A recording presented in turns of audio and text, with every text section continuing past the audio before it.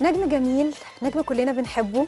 كتير مننا يعني نقدر نقول ان وجدانهم العاطفي اتربى على اغانيه، على الالحان المتميزه اللي كان بيقدمها، سواء هو اللي بيلحنها او هو اللي بيختارها، الكلمات الاروع اللي دايما بيغنيها، ده طبعا غير الاداء العالي جدا والاحساس الرائع والصادق اللي دايما بنستمتع بيه من اغانيه. دايما لما بيجي يغني اغنيه ما بنبقاش عارفين يا ترى الاغنيه دي لحبيبته ولا لحبيبته الأكبر مصر. معضلة دايما كانت عنده في أغانيه، وخط كان دايما بيكون مصر إن هو يقدمه. لازم يكون فيه التميز، لازم فيه الرسالة، لازم يكون فيه حب الوطن. اسمحوا لي إن أنا أرحب بنجم حلقتنا النهاردة، النجم اللي مش بيطل علينا كتير وبيوحشنا قوي وبيوحش جمهوره، النجم الرائع إيمان البحر درويش. أهلا بيكم ونورنا في استوديو المسلسلات. الله يخليك، ربنا يخليك، ميرسي على المقدمة الجميلة دي. تستاهلها والله، وتستاهل أكتر منها بكتير. وبجد أنت منورنا النهاردة. عايزين بقى نعرف يعني هل كمان التمثيل، يعني انت برضو لما شفنا في السينما شفنا افلام جميله، على المسرح شفنا عروض جميله، هل ده كمان كان في حد منعك او في حد بعدك عن الدراما؟ طب انا اقول لك على حاجه. انا كنت اول واحد في الجيل اللي بيغني ينجح في السينما كده بالظبط، من اول تزوير في اوراق رسميه. لسه كنا بنتكلم عنه والله. الطبيعي انك انت يبقى الراجل ده. يمكن انا لما بعدت الفتره بتاعت من 94 ل 2001 ما عملتش حفلات، لكن كنت مستمر في شغلي. قال لك الوحيد اللي كان ممكن يملى فراغ عبد الحليم ايمان البحر. ده مين؟ كان استاذ الأبنودي كان قالها مره. وفي ناس اللي هم ما بيحبونيش، قال لك كان فرق بينه وبين اللي بعديه كتير، اللي هي سنه 94 او 93. يعني كان في الحفلات مسجله، كان فرق استقبال الناس ليا ولا اي حد تاني كان كتير قوي.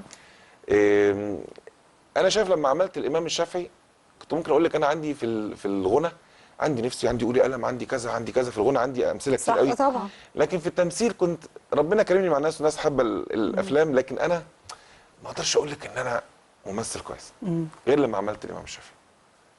الامام الشافعي لما عملتها انا حسيت ان انا مختلف. يعني انا كايمان اول مره ابقى شايف ببص في عيني وانا مش حاسس ان انا ايمان. في الافلام كلها كنت حاسس ان انا يعني انت اقتنعت بنفسك اكتر وانت بتمثل في الامام الشافعي قوي. طب تفتكر سر نجاح الافلام اللي انت قدمتها في البدايات زي او تزوير في اوراق رسميه كان ايه؟ ان الجمهور كده كده حابب ايمان البحر، فحابب اي حاجه تقدمها. القبول بتاع ربنا بقى، ده بتاع ربنا، دي بتاعته هو. طب اقول رايي كمشاهده، انا مش دلوقتي مذيعه. تزوير في اوراق رسميه، انا طبعا عمالقه في الفيلم، والكل كان الكل كان هايل، بس انت برضو سايب بصمه. كل ما بنتفرج بنتفاجئ بمشاهدك بالتمثيل قصاد النجم محمود عبد العزيز. الحدوته كانت حلوه قوي، الحدوته كانت جديده. مش عايز تعترف ان انت كنت لا والله اقول لك حاجه، انا الله يرحمك استاذ يحيى العالمي، كنت كل ما اجي الاقي العرق عمال يشور، قلت له استاذ يحيى كان 3 ايام قعدت اعمل كده 3 ايام، قلت له لو بكره حصل كده انا همشي، مش هكمل تمثيل يعني. فالحمد لله الكاميرا تعود، انك تاخدي على الكاميرا صح. اعتقد بتديكي خبره شويه. طيب نروح مع المشاهدين ونشوف اغنيه انا هويت من فيلم تزوير في اوراق رسميه ونرجع مره ثانيه. للراحل سيد درويش، قريت ان انت هتوزعها هاوس. يعني سيد درويش وهاوس، دي مفاجاه كبرى بقى. ما هو ازاي؟ مش عايز احرقها بس انت مش هتصدقي. وانا فكرت فيها فكره، جالي خاطر ان في حاجه للتحرير تتعمل كمان عليها. يعني شاء رب العالمين ان الالبوم بتاعي يتاخر، فاقول لا انا غير الكلام، اعمل الكلام عن الثوره بفرحه انتصار الثوره. طب التوزيعات الجديده يعني انت اشتغلت عليها كتير، هيكون فيها الشكل الجديد عشان توصل للشباب اللي انت شفتهم بعينيك في ميدان التحرير؟ لا مش عشان اوصل. عشان ايه؟ عشان ده ما انت التطور في التنفيذ ده شيء مطلوب، عشان يواكب الاحداث. ما ينفعش تبقى انت انا بنفذ ألبوم دلوقتي تشعري ان هو متنفذ من 10 سنين، ولا تبقى انت متخلفه او مش ما فيش تطور لما تفعلي. والتطور في الموسيقى وفي الاستوديوهات بالذات، والمهندسين ازدادوا علما طبعا عندنا في مصر. طبعا اكيد، مش زي زمان. طب نسمع حاجه من الالبوم الجديد ولا حاجه قديمه؟ هسمعك، بس برضه انت هتسمعي ميلودي بس. اوكي احنا يعني هنسمع صوت ايمان البحر. احنا مش مشكله بقى نسمع ميلودي، نسمع ايه، احنا سامعين الصوت. دي احلى حاجه.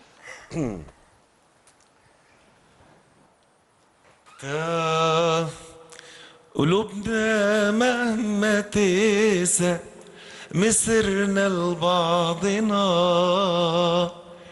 لندي غيرنا فرصة يتكلم عننا. قلوبنا مهما تقسى مسرنا لبعضنا، لندي غيرنا فرصة يتكلم عننا، لكن كل اللي بينا لازم يفضل ما بينا، لكن كل اللي بينا لازم يفضل ما بينا. ازاي يطلع لغيرنا، ازاي قلبك يبوح. الله دي الله. بتقول ممنوع لعينيك تبكي، لعيني انا مسموح.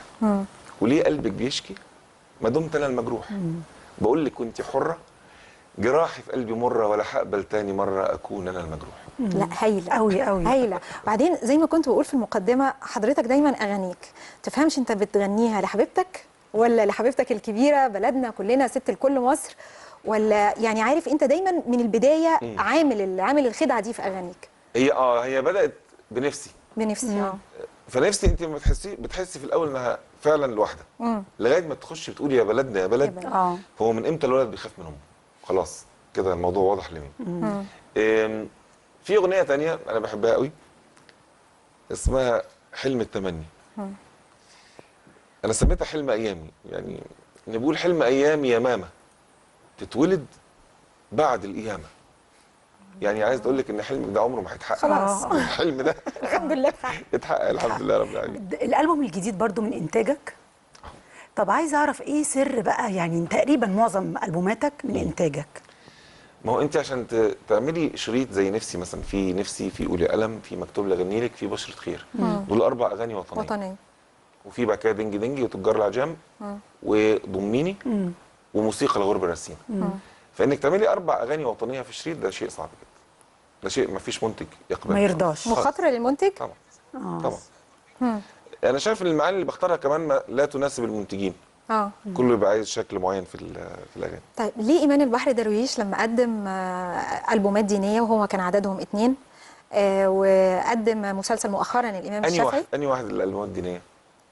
هم ألبومين اللي هو أذن يا بلال. ما هو أذن ده مش ديني، هم اعتبروه ديني. ده انا بقول لحضرتك التصنيف، يعني هم صنفوهم بالشكل الديني عشان بلال. بالظبط. بالرغم ان احنا شفنا مطربين تانيين مثلا زي الفنان الكبير الكينج محمد منير عمل مدد يا رسول الله وبيعتبر كله ديني. وائل جسار مؤخرا عمل كمان 2 برضو ألبومين برضو كلهم. ما انا قلت لك كان في ليه ايمان البحر درويش صنفوه ان هو بقى ديني تدين بعد عن الفن مش عاجبه الفن رغم ان احنا شفنا ان مفيش فترات بيحرم الفن كمان. لا والامام الشافعي كمان جالهم بقى على الطبطاب. بس هو سبحانه وتعالى لما بصي لما يمكر يمكرون والله خير الماكرين. هم اطلقوا علي هذا الاشاعه ان انا ربيت دقني هم من غير ما يشعروا كانوا بيحضروا الناس لاستقبال الامام الشافعي، وانا ما كنتش اعرف ان حماسه الامام الشافعي اصلا. يعني انا ما اعرفش لكن لما يكونوا بينشروا اشاعه زي كنت تبقي هم بيعملوا كده ليه؟ هو ربنا سبحانه وتعالى بيهيئ الناس ان هم يستقبلوا الامام الشافعي بالشكل اللي هم استقبلوا بيه. يعني انا لما اتفرج على نفسي الامام الشافعي ما بصدقش ان انا يعني ببص لعينيا مش انا. بس انت بعد الامام الشافعي كنت زعلان؟ زعلان عشان انا ما شفتش حد من المغنيين على مستوى العالم العربي قام بدور صعب بالشكل ده. انا كتب عليا بس يعني مقاله استاذ انيس منصور تعتبر وسام على صدري، لكن كنت اتمنى ان هم يقولوا يعني لما يكون اداء بالشكل ده يشجعوك على الاقل، تبقى انت واحد من بلدك وقدر ان هو يقوم بالدور ده. وبعدين ده دور امام، ما بتتكلمش على دور واحد شيء عادي، ده امام للمسلمين ومش اي امام، ده امام الشافعي. فانك يعني قال لم اصدق ان ايمان البحر هو الذي يقوم بدور الامام الشافعي. تخيلت انه سوري من كتر اتقانه للغه. وبعدين ولم اكتشف سر حب ابي لمذهب الشافعيه الا عندما شاهدت ايمان البحر درويش وكانه لم يخلق الا ليمثل ويكون اماما للمسلمين. الله. ده الكلام اللي قاله الاستاذ انيس منصور. فلما تلاقي حاجه بالشكل ده وبعدين تلاقي في حد من الصحفيين، احنا داخلين مسلسل اسمه اهل الهوى. فاهل الهوى ده يعني اولا 2 عظماء طبعا الاستاذ محفوظ عبد الرحمن هو اللي عامل الكلام، الاستاذ اسماعيل عبد الحافظ، وانا ليا الشرف ان اشترك معاهم، مجرد اشترك من غير حتى ما اقرا ان انا عارف كويس قوي الناس دي هتبقى عامله ايه. المسلسل بيتكلم عن فتره اللي هي فيها التوهج بتاع ثوره 19 واهل الهوى ده اللي هم المجموعه اللي موجوده زي بيرام التونسي، زي سيد درويش، بديع خيري، جورج ابيض، كل المجموعه اللي كانت موجوده فطبعا انك انت تلاقي نفسك وقع الاختيار عليا في ان انا اقدم سيد درويش. ولما يقع الاختيار عليا من عظماء زي دول، ما ينفعش انك تقولي حد يكتب يقول لك اصل ده سيد درويش ميت سنه يعني عنده 31 سنه وانا اكبر من سيد درويش دلوقتي بكتير. ايه المشكله؟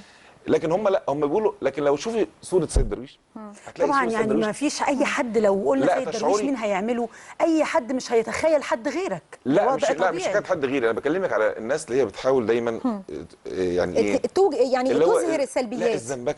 الزنبكه كده اللي هم متعودين عليها احنا بقالنا كتير. يقول لك ازاي يعني؟ ده نمره واحد.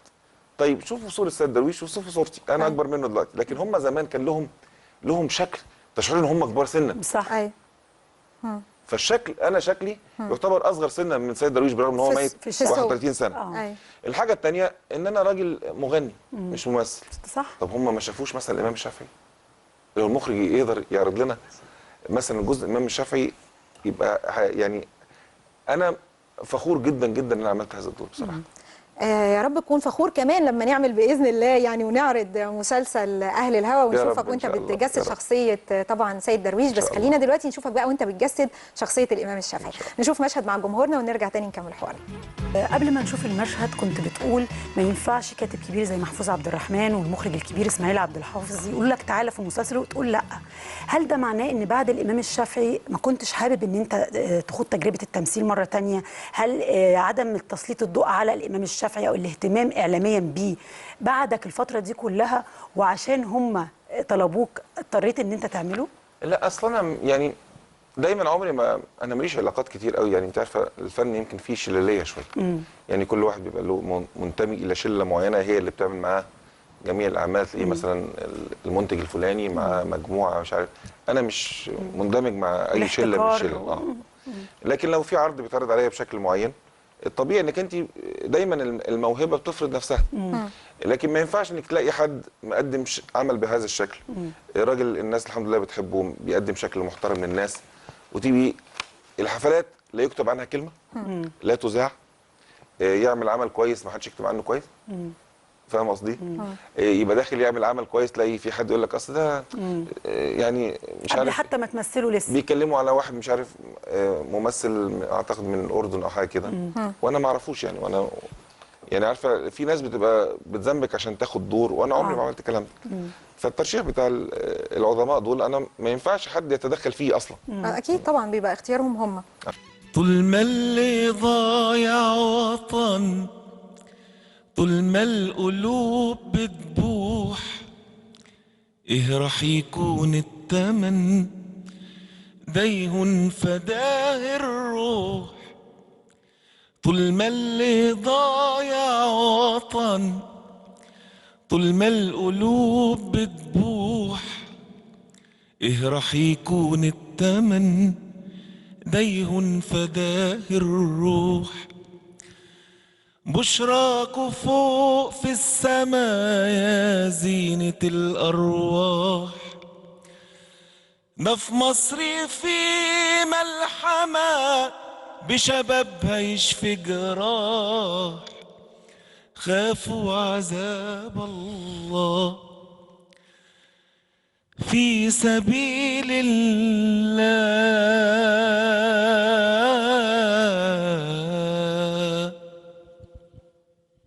جميل قوي هايله. تعودنا دايما منك الصراحه. ايه رايك في اللي بيحصل في سوق الكاسيت دلوقتي؟ قبل الثوره طبعا، هو قبل الثوره مفيش لسه بعد الثوره. طب تتوقع له ايه بقى بعد الثوره؟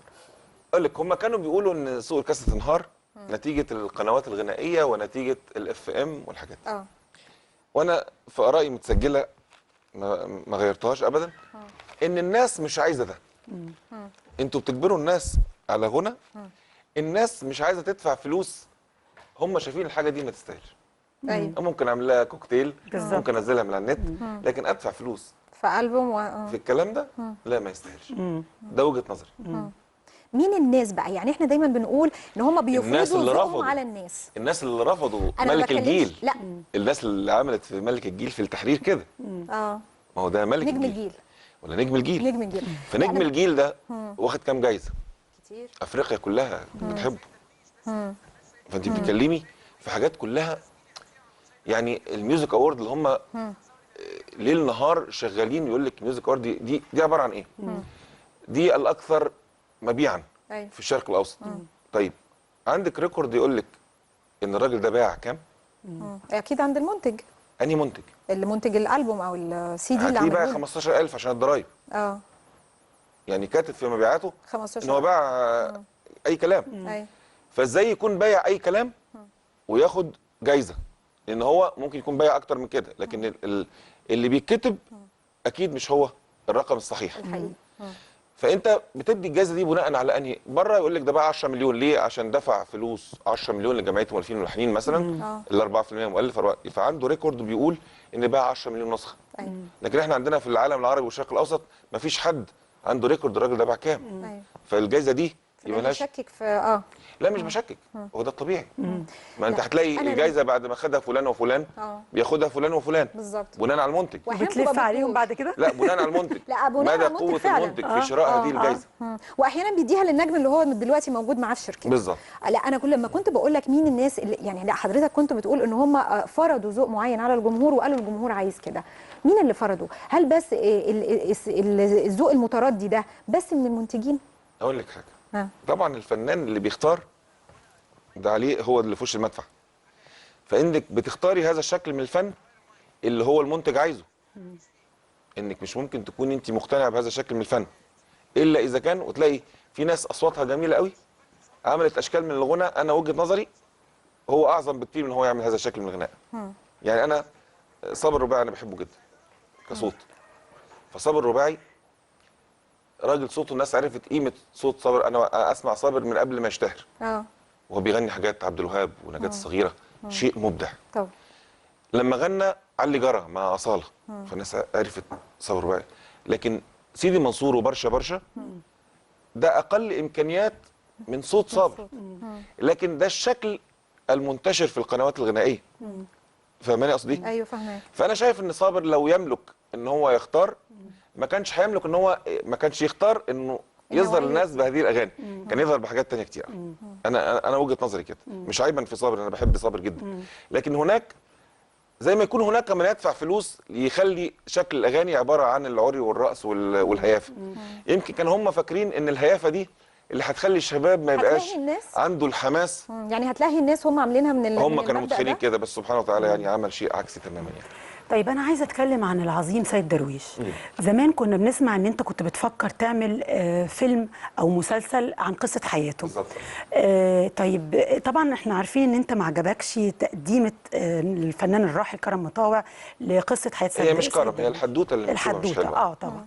والنهاية كانت مش مظبوطة مش النهاية صحيحة. سايبينها لك إنها مات من انا قايم بيرم توفيق عبد الحميد. انا بحبه جدا. توفيق بحبه جدا وراجل ممثل قدير يعني. وشخصيه انا بحبها. فهم اصحاب اصلا. فاحنا اصحاب في الحقيقه. فده بيدي شكل جميل. في طبعا مجموعه كبيره جدا وحلوه جدا جدا يعني. مش عايز اقول حد عشان ما انساش حد تاني. لكن ان انا ابقى نفسي اعمل كده لا. انك يبقى عندك كاتب زي استاذ محفوظ عبد الرحمن ما تسيبيش يعني ما تسيبيش فرصه انك انت تقولي كلام اللي هو كاتبه ان كلامه في منتهى الروعه.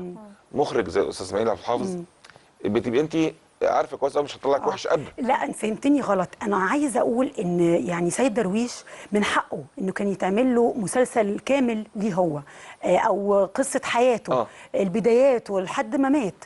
فاكيد هم مش هيتناولوا ده كله في المسلسل. فعايزه ارجع واقول ان لما انت فكرت زمان تعمل قصته ما عملتهاش. ما هو دي محتاجه منتج ومحتاجه امكانيات ومحتاجه كذا ومحتاجه. فانا لو هستنى ما ممكن استنى وما تعملش. يعني انت فاهماني قصدي؟ طبعا. وبرضه حتى لو انا عايز اعمل ده ما ينفعش اسيب فرصه زي دي. بالظبط. يعني دي فرصه عظيمه ان انا اعمل. وعلى فكره انت ممكن تعمل ده في اهل الهوى ولو جات لك الفكره او المشروع ان انت بالظبط تعمل مره ثانيه. طبعا. طيب ايه رايك نروح مع المشاهدين ونشوف فقره تسجيليه عن الفنان العظيم سيد درويش ونرجع مره ثانيه.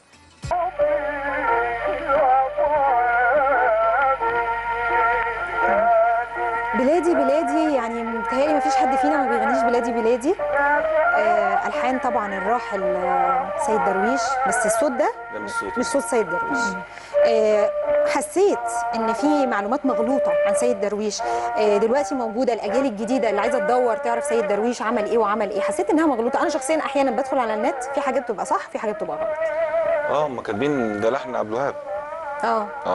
هو رئيس انور السادات خلى عبد الوهاب هو اللي يوزع النشيد ده تكريما لعبد الوهاب، لانه يعني هو كان موسيقار الاجيال، فمش هو اللي عامل النشيد الوطني. كل ما يروح بلد انور السادات كانوا بيقابلوه بلادي بلادي. فطلب من عبد الوهاب ان هو يوزع الاغاني، برغم ان عبد الوهاب ما بيوزعش اغانيه، فهو ما عندوش هذا العلم يعني.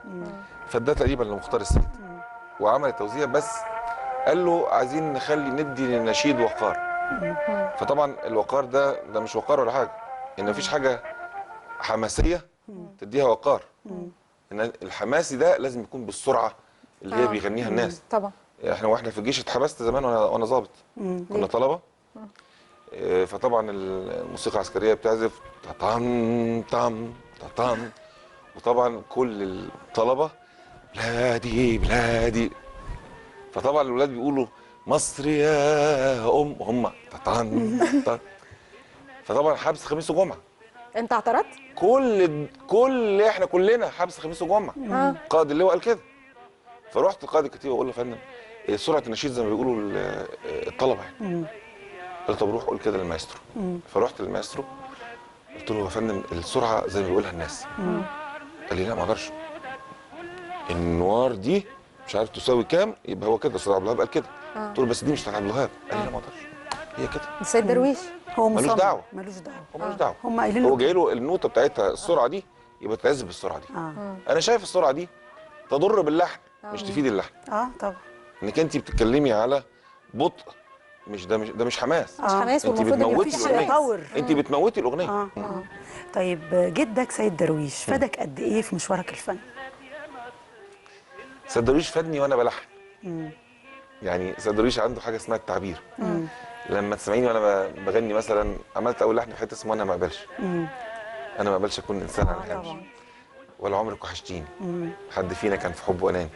هتلاقي التعبير ظاهر فيه قوي، مش مجرد غنى زي بقيه الاغاني. هتلاقي الالحان بتاعتي مختلفه شويه، مش حته انها احسن او اوحش، لكن هي مختلفه شويه ان هي فيها حته التعبير اكتر منها غنى. ان كانك بتسمعي كلام واحد بيعبر عن اللي جواه. فسيد درويش فادني في الموضوع ده بالذات. يعني فئات الشعب المصري في منها المثقف، في منها اللي ثقافته على قده، في منها اللي مش متعلم اصلا. الصوره اللي واصله له من الوسائل الاعلاميه المختلفه صوره شويه بلغه متعاليه عليه، احيانا كتيره ما بيفهمهاش. دور الفنانين ودور الناس اللي الشعب بيحبوهم ان هم يوصلوا له ده. انت بتحاول انك تعمل ده عن طريق الفيسبوك، بس انت برضو اللي عندك على الفيسبوك مجموعه من الشباب المثقفين. برضو انت بتتكلمي في ثقافه برضو. بالظبط، في ثقافه. ده واجب الاعلام، واجب الاعلام وواجب الفنانين كمان. ان انا برضو يعني انت دلوقتي بتعمل حفلات، ممكن تعمل ندوات تقابل الناس، انت كلمتك هتوصل لهم اسرع من واحد تاني. كان عندي ندوه في مكتبه اسكندريه يوم السبت اللي فات. لما بيطلب مني برضو انا مش في ناس بتعرف تخش. يعني لما رحت التحرير مثلا كنت ممكن اخد مع حد يصورني. فاهمه ازاي؟ ايوه. انا ما بعملش الكلام ده. في ناس بتبقى تخصصها كده، يعمل الحاجه عشان تتصور ازاي. هو في ناس تعمل راحوا التحرير وخدوا حد يصورهم؟ في كتير طبعا. في كتير شفناهم من يعني هدفهم ان هم يتواجدوا في التحرير. دي نيه ما اعرفش اخش فيها. لا ما اقدرش اقول لك هو عامل كده عشان كده. لا انا اصلا اقول لك ان هو بتبقي انت رايحه تعملي ايه؟ انت رايحه تقولي الكلام ده عشان انت منفعله لده، ولا رايحه تقولي الكلام ده عشان تثبتي ان انت موجوده؟ مش هنفرض عليك اغاني والمخرج مش هيزعل، بس احنا هنسيبك. احنا هنسيبك في الوقت اللي انت عايزه تغني اللي انت عايزه. طب اقول لك حاجه من الجداد. اوكي اتفضل. ركلا بقولها لك ومش ندمان، انا اسف انا غلطان. بقولها لك ومش ندمان، انا اسف انا غلطان. حرمت اعيش لاحزانك او اقول الاه علشانك. حرمت اعيش لاحزانك او اقول الاه علشانك. ما اقدرش اعيش اوهام، احساس خدعني وخان. بقولها لك ومهما يكون، ولو بعدك نهاية الكون. بقولها لك ومهما يكون، ولو بعدك نهاية الكون.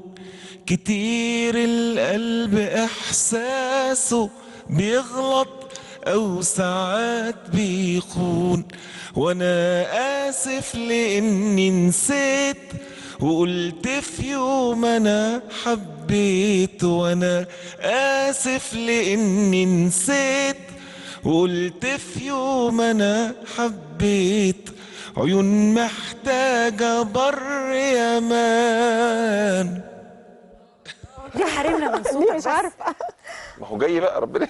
يا رب ان شاء الله. عايزه اعرف ايه مقياس نجاح اي عمل بتقدمه؟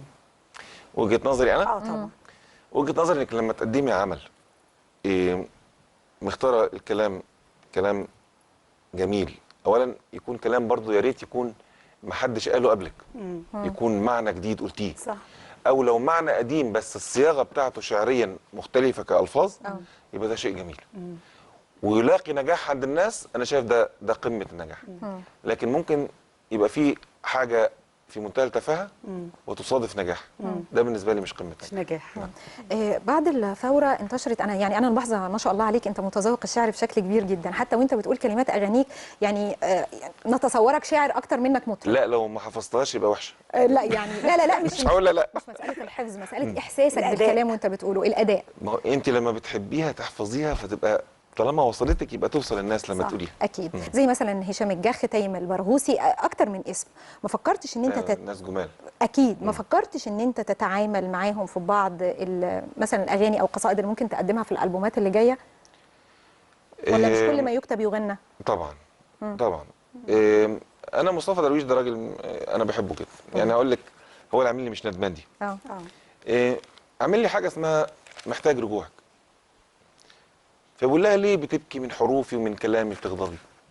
بعتي اوهامك وخوفي، مدي ايدك قربي، مش هقول على ايدي توبي، عارف اني كتير ذنوبي، عارف اني مش نبي. قلبي قادر يوم يغير فيكي حتى شيء صغير، رغم انك مش بريئة وان ضعفك مش حقيقة، بس رغم ذنوب حياتك لسه حبك مش خطيئة، مدي ايدك جربي. قلبي لو محتاج رجوعك مش هيقبل يوم دموعك، لسه بعشق كبريائك والغرور رغم اشتياقك، صدقيني لما بعتك كنت بلعن يوم فراقك وانت مني بتهربي. الله، الكلمات جميله. انا شايف ان هو انا ما سمعتش هذه الالفاظ مستخدمه في هذا الشيء. فاهمك اكتر، يعني بتحس لا. ان انت لما تتعامل لا خالص، لا خالص، ملوش دعوه بالفهم. انا ما بحبش حد يفصل لي حاجه. لكن في شاعر يبقى عنده احساس جواه بيطلعه من خلال الكلام. انت مش عايز انا بحس بصدق الشاعر عن بتعبيره عن اللي جواه. طيب احنا سمعنا ان في دويتو مع مطربه بس مش عارفين هي مين، ده حقيقي؟ اقول لك ان الالبوم الجديد اللي هو مش ندمان في توليفه من اول شوفي مش ندمان وبعد هنا محتاج رجوعك، بعدين ايه اللي فرقنا من بعد اشواقنا. ففي جزء اغنيه بتقول اكتبي نهايتك بايدك وارسمي بالوهم عيدك، يعني الفرحه اللي انت فيها دي وهم. انت مهما كنت لو قلوب الكون عبيدك، عيشي وهمك وانسي انك كل حاجه جوه منك بتناديني غصب عنك طول ما حبك مش بايدك. فانا عايزها تقول لي عيش في وهمك وانسى انك كل حاجه جوه منك بتناديني غصب عنك طول ما حبك مش بايدك. قول لها بكره لما تزيد جروحك بكره تيجي لحد تبكي، انت خدتي معاكي روحك بس قلبك لسه ملكي. تقول لي عيش في وهمك وانسى انك كل حاجه فعايز يبقى الحوار ده حلو قوي ان هم بيحبوا بعض قوي، لكن كل واحد عارف ان كل حاجه جوه البني بتحبه من عشرتهم مع بعض. فانا شايف يبقى معنى حلو بدل ما يبقى واحد مفتري يعني الراجل هو اللي مفتري يعني. فشايف ان ده يبقى دوتو جميل. فكرت في حد؟ فكرت في اكتر من اسم بس لغايه دلوقتي لسه ما استقرتش على حاجه. نفسي اكتب لي بقى، ده انت وعدتني بقى قبل انا طير في السماء اغنيه متفائله كده يا رب يعني تبقى وشها حلو على كل المصريين. طب هقول نفسي من غير يا بلدنا يا بلد، هو امتى الولد بيخاف من امه؟ عشان احنا مش هنخاف من امنا، مش هنخاف خلاص بقى مش هنخاف بلدنا.